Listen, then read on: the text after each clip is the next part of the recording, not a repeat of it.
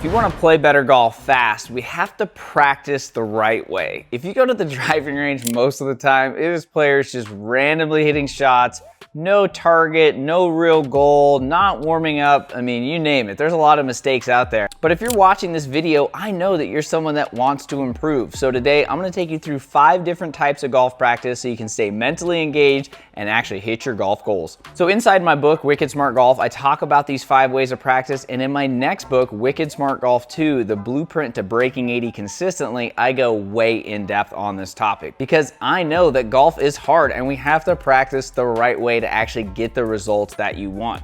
So let's go through each of the 5 types and see which one you might need to add or maybe do a little bit less of to start hitting your goals. So the first way is known as block practice. This is where you're working on one thing and hitting same shots at the same target over and over again.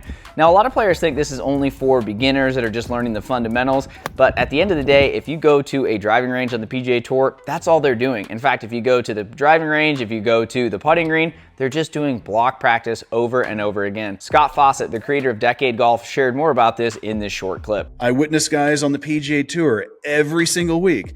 They've got their TrackMan set up. They've got their quad set up. By definition, they're not changing their target.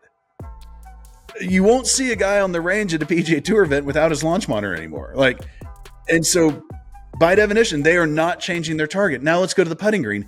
Every single one of them has a putting mirror, a line over their start lines, a chalk line, some sort of a contraption into their chest. Like, no one's just out there rolling putts. They've all got their block practice stations. And so this is where I feel like it's a bit intellectually dishonest for the instructors to say you have to randomize your practice while sitting behind the guys on the PGA Tour who are 100% not doing that. I mean, again, the key to all of this is I don't disagree if you change your targets a bunch, you're probably going to slow down and pay more attention. I don't disagree with that.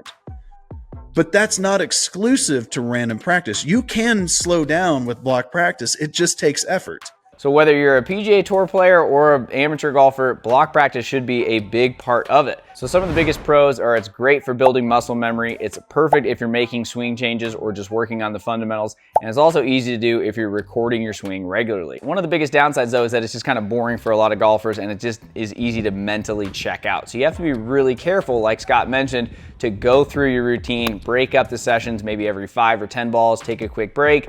Grab some water, go through your routine. Like, you got to mix it up because, again, we have to stay mentally engaged. Not to mention, it really doesn't simulate on-course conditions because when's the last time you hit 15 7-irons in a row? However, block practice should definitely be a big part of your routine because, again, it's going to help you with the fundamentals and they are everything in golf. The second type of practice is variable practice or random practice. This is when you are changing up your targets and changing up your clubs frequently. So this is a lot more mentally engaging for a lot of players because you might hit a 7-iron and try and hit a draw at that target. Next one, you're gonna hit a wedge and go to that target. Next time, you're gonna hit a driver and try out that target. So it is mentally stimulating and it is a lot more fun for most golfers. When I interviewed Dr. Nico Daris of Golf Blueprint, he stressed the importance of having creative, variable practice in your routines. While it might not have as many benefits as block practice, it really helps your creativity and learn how to hit shots that you might face on the golf course. So this might include hitting low punch shots or high shots over trees because, as you know, we're gonna miss fairways, we're gonna hit some bad shots, and we're gonna find ourselves in trouble.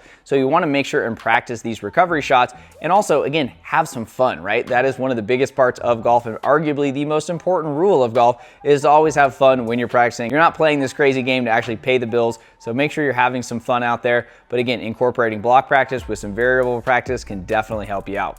The third type of golf practice is competitive practice. This is where you're doing something to get your heart rate up and simulate what it's gonna be like on the golf course. Most golfers never do this and then wonder why their game never shows up on the course.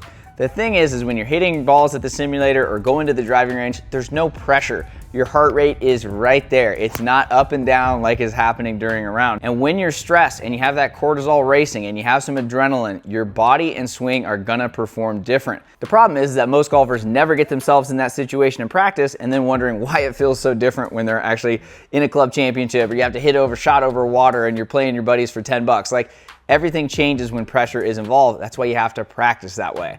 So So in a recent video, I actually broke down how to do competitive practice, but here are 3 easy ways to do it. Number 1 is to simply set up challenges. So maybe you're putting and you say, hey, I have to make 10 of these 3-footers in a row or 15 of these 3-footers.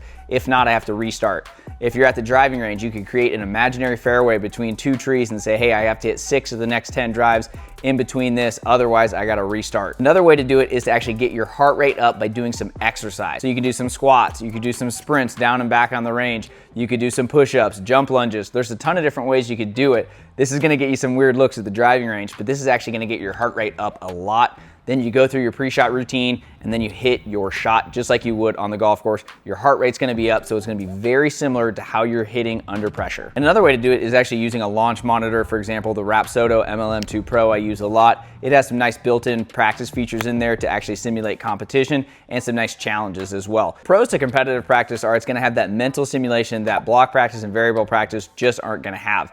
The second thing is that it's also kind of a good workout. If you're someone that doesn't have as much time as you'd like to go to the gym, maybe you can actually just go to the range and actually get a workout in as well. I'm not saying you need to do competitive practice every single time, but anytime you're going through your routine and getting your heart rate up, there's no doubt it's gonna help you play better under pressure. Now, the downsides are, 1, it's physically demanding. It might not always work out depending on the facility that you're at. And it also could be really tough to actually make some swing changes because, again, you're not getting as much repetition as you would with block practice. The 4th type of practice is pre-shot routine practice. I talk about this a lot in my book and on my podcast, Wicked Smart Golf, because if your routine is all over the place or you don't really have a consistent process, your mind is gonna be stressed out when you're over the golf ball. And when you're stressed, you're not gonna be able to make that carefree, relaxed swing that you can on the range. So practice your pre-shot routine.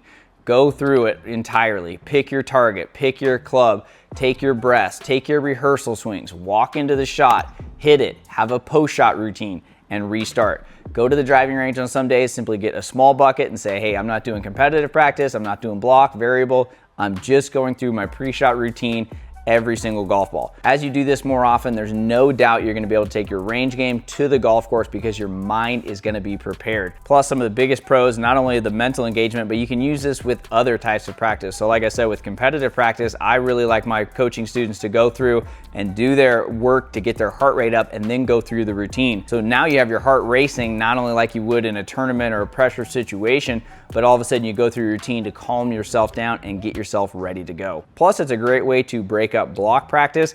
And really the only downside to this is that it's just gonna take a little bit longer because you're not gonna be rapid fire hitting golf balls. But at the end of the day, that's probably the best way to do it because, as you know, you're not hitting 15 7-irons in a row on the actual golf course. Not to mention, it's not ideal if you're making a ton of swing changes, but I do think when you are making swing changes, slowing down can also help. So again, incorporate your pre-shot routine practice for your full swing, your short game, and your putting to watch your mental game improve wicked fast. The 5th type of golf practice you really should consider, if possible, is on-course practice. This is easier said than done, especially here in Arizona. Golf courses are packed.